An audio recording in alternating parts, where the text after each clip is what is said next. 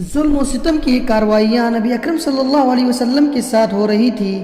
آپ صلی اللہ علیہ وسلم کی منفرد شخصیت کا جو وقار اور احترام تھا، اور آپ صلی اللہ علیہ وسلم کو مکے کے سب سے محترم اور عظیم انسان ابو طالب کی جو حمایت اور حفاظت حاصل تھی، اس کے باوجود بھی ہو رہا تھا۔ باقی رہی وہ کارروائیاں جو مسلمانوں اور خصوصاً ان میں سے بھی کمزور افراد کی اظہار ثانی کے لیے کی جا رہی تھی، تو وہ کچھ زیادہ ہی سنگین اور تلخ تھی۔ ہر قبیلہ اپنے مسلمان ہونے والے افراد کو طرح طرح کی سزائیں دے رہا تھا، اور جس شخص کا کوئی قبیلہ نہ تھا، ان پر اوباشوں اور سرداروں نے ایسے ظلم و ستم روا رکھے تھے جنہیں سن کر مجبور انسان کا دل بھی بے چینی سے تڑپنے لگے گا۔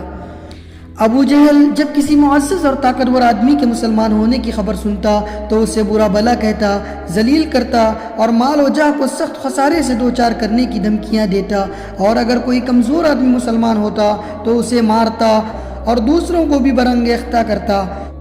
حضرت عثمان بن عفان رضی اللہ عنہ کا چچا انہیں کھجور کی چٹائی میں لپیٹ کر نیچے سے دھواں دیتا۔ حضرت مصعب بن عمیر رضی اللہ تعالیٰ عنہ کی ماں کو ان کے اسلام لانے کا علم ہوا تو ان کا دانا پانی بند کر دیا اور انہیں گھر سے نکال دیا۔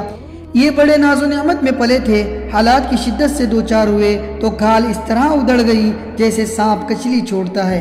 حضرت بلال رضی اللہ تعالیٰ عنہ امیہ بن خلف جمحی کے غلام تھے۔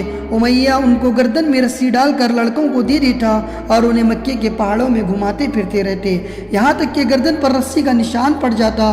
خود امیہ بھی انہیں باندھ کر ڈنڈے سے مارتا تھا اور چلچلاتی دھوپ میں جبرن بٹھائے رکھتا تھا، کھانا پینا بھی نہ دیتا بلکہ بھوکا پیاسا رکھتا تھا، اور اس سے کہیں بڑھ کر یہ ظلم کرتا تھا کہ جب دوپہر کی گرمی شباب پر ہوتی تو مکے کے پتریلے کنکروں پر لٹا کر سینے پر بھاری پتھر رکھوا دیتا، پھر کہتا، خدا کی قسم تو اسی طرح پڑا رہے گا یہاں تک کہ مر جائے یا محمد صلی اللہ علیہ وسلم کے ساتھ کفر کرے۔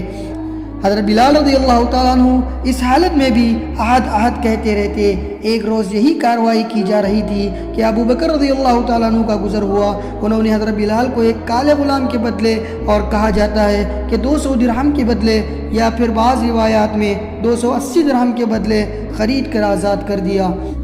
حضرت عمار بن یاسر رضی اللہ تعالیٰ عنہ بنو مخزوم کے غلام تھے۔ انہوں نے اور ان کے والدین نے اسلام قبول کیا تو ان پر قیامت ٹوٹ پڑی۔ مشرکین جن میں ابو جہل پیش تھا، سخت دھوپ کے وقت انہیں پتھریلی زمین پر لے جا کر اس کی تپش سے سزا دیتے۔ ایک بار انہیں اسی طرح سزا دی جا رہی تھی کہ نبی اکرم صلی اللہ علیہ وسلم کا گزر ہوا۔ آپ صلی اللہ علیہ وسلم نے فرمایا، آل یاسر صبر کرنا، تمہارا ٹھکانہ جنت ہے۔ آخرکار یاسر ظلم کی تاپ نہ لا کر وفات پا گئے، اور سمیہ رضی اللہ تعالیٰ عنہ جو حضرت عمار رضی اللہ تعالیٰ عنہ کی والدہ تھی، ان کی شرمگاہ میں ابو جہل نے نیزہ مارا اور وہ دم توڑ گئی۔ یہ اسلام میں پہلی شہیدہ ہے۔ حضرت عمار رضی اللہ تعالیٰ عنہ پر سختی کا سلسلہ جاری رہا۔ انہیں کبھی دھوپ میں تپایا جاتا تو کبھی ان کے سینے پر سرخ پتھر رکھ دیا جاتا اور کبھی پانی میں ڈبویا جاتا۔ ان سے مشرکین کہتے تھے کہ جب تک تو محمد صلی اللہ علیہ وسلم کو گالی نہ دو گے یا لات و عزیٰ کے بارے میں کلمہ خیر نہ کہو گے، ہم تمہیں چھوڑ نہیں سکتے۔ حضرت عمار رضی اللہ تعالیٰ عنہ نے مجبوراً ان کی بات مان لی، پھر نبی اکرم صلی اللہ علیہ وسلم کے پاس روتے ہوئے اور معذرت کرتے ہوئے تشریف لائے۔ اس پر یہ آیت نازل ہوئی، من کفر باللہ من بعد ایمانہ الا من اکرہ وقلبہ مطمئن بالایمان۔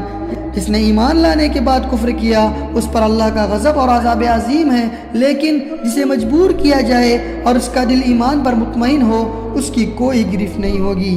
حضرت فقیہ رضی اللہ تعالیٰ عنہ جن کا نام افلح تھا، بنی عبدالدار کے غلام تھے۔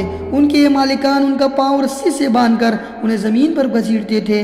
حضرت خباب بن عرد رضی اللہ تعالیٰ عنہ قبیلہ خزاعہ کی ایک عورت ام انمار کے غلام تھے۔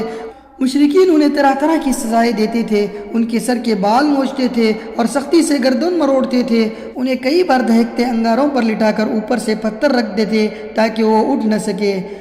مشرکین نے سزا کی ایک شکل یہ بھی اختیار کی تھی کہ بعض صحابہ کو اونٹ اور گائے کی کچی کھال میں لپیٹ کر دھوپ میں ڈال دیتے تھے، اور بعض کو لوہے کی زیرہ پہنا کر جلتے ہوئے پتھر پر لٹا دیتے تھے۔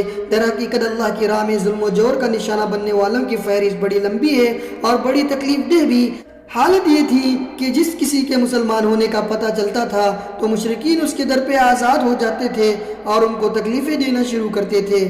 ان ظلم و ستم کے مقابل حکمت کا تقاضا یہ تھا کہ رسول اللہ صلی اللہ علیہ وسلم مسلمانوں کو قولاً اور عملاً دونوں طرح اسلام کے اظہار سے روک دے اور ان کے ساتھ خفیہ طریقے پر اکٹھے ہوں، کیونکہ اگر آپ صلی اللہ علیہ وسلم ان کے ساتھ کھلم کھلا اکٹھا ہوتے تو مشرکین آپ صلی اللہ علیہ وسلم کی تزکیہ نفس اور تعلیم کتابت و حکمت کے کام میں یقیناً رکاوٹ ڈالتے اور اس کے نتیجے میں فریقین کے درمیان تصادم ہو سکتا تھا۔ صحابہ کرام رضی اللہ تعالیٰ عنہم اجمعین گھاٹیوں میں اکٹھے ہو کر نماز پڑھا کرتے تھے۔ ایک بار کفار قریش کے کچھ لوگوں نے دیکھ لیا تو گالی گلوچ اور لڑائی جھگڑے پر اتر آئے۔ جواباً حضرت سعد بن ابی وقاص رضی اللہ تعالیٰ عنہ نے ایک شخص کو ایسی ضرب لگائی کہ اس کا خون بہہ پڑا، اور یہ پہلا خون تھا جو اسلام میں بہایا گیا۔ یہ واضح ہے کہ اگر اس طرح کا ٹکراؤ بار بار ہوتا اور طول پکڑ جاتا تو مسلمانوں کے خاتمے کی نوبت آ سکتی تھی، لہٰذا حکمت کا تقاضا یہی تھا کہ کام پس پردہ کیا جائے۔ چنانچہ عام صحابہ کرام اپنا اسلام، اپنی عبادت، اپنی تبلیغ اور اپنی باہمی اجتماعات سب کچھ پس پردہ کرتے تھے۔ البتہ رسول اللہ صلی اللہ علیہ وسلم تبلیغ کا کام بھی مشرکین کے روبرو کھلم کھلا انجام دیتے تھے، اور عبادت کا کام بھی۔ کوئی چیز آپ صلی اللہ علیہ وسلم کو اس سے روک نہیں سکتی تھی۔ تاہم آپ بھی مسلمانوں کے ساتھ خود ان کی مصلحت کے پیش نظر خفیہ طور سے جمع ہوتے تھے۔ ادھر ارقم بن ابی الارقم مخزومی کا مکان کوہ صفا پر سرکشوں کی نگاہوں اور ان کی مجلسوں سے دور الگ تھلگ واقع تھا، اسی لیے آپ صلی اللہ علیہ وسلم نے نبوت کے 5ویں سال اسی مکان کو اپنی دعوت اور مسلمانوں کے ساتھ اپنی اجتماع کا مرکز بنا لیا۔